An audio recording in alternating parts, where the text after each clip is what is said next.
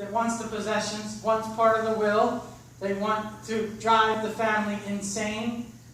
They will show up even the day of the funeral to get their possessions, or the day after to get their possessions. It seems like that's all they're worried about is the possessions, the what they want in the will. And if they don't get what they get in the will, what they want in the will, they kick, cry, scream, and they say, you know what, I ain't going to talk to anybody anymore.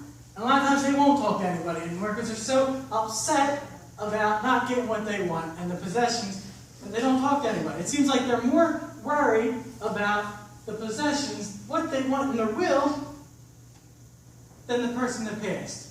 And the grieving process is hard enough on a family and things like that. Because a lot of us have those family members that all they want is, it seems like all they care about is the possessions. So this is another scenario in our text. That the father has died.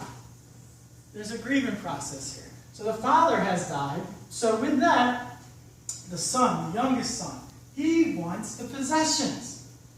He wants his 1/3. The younger son was entitled to 1/3. The older son would be entitled to 2/3. So the younger son wants his share of the will. He wants his 1/3. Now I don't know if the older son is hoarding it and not giving it to him, or if the younger son is being selfish and trying to get it before the grieving process or the festivities are over. So I'm not sure. The text really doesn't tell us which one. But in either case, the younger son says to Jesus, you got to help me get these possessions back. Jesus says, I ain't getting involved in this pickle. I'm not getting involved in this lemon. No way. And he tells him, you know,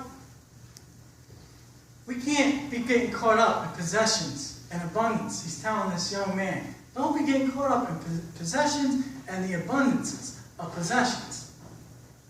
And then he goes into a parable, and the parable is great.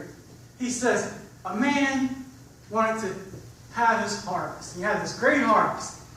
But he decided that he was going to knock down everything. Knock down his barns to get to a bigger room so he could have this great harvest.